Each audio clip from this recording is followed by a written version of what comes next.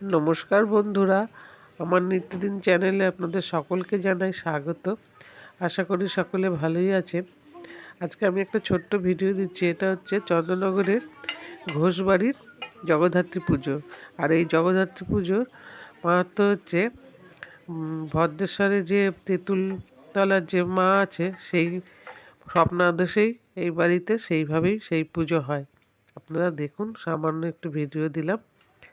যদি দেখে ভালো লাগে একটু লাইক, সামান্য লাইক শেয়ার একটু আশা করতেই পারি। আর এখানে দেখবেন একটা রীতি আছে। এই রীতিটা আপনারা দেখুন, দেখে কমেন্ট করে জানাবেন যে এটা কী রীতি। আমার আগে ঠিক জানা ছিল না, এই আমি দেখলাম এনাদের বাড়িতে, তাই আপনাদেরও দেখালাম রীতিটা। আপনারা যদি জানেন তাহলে কমেন্ট করে জানালে ভালো লাগবে।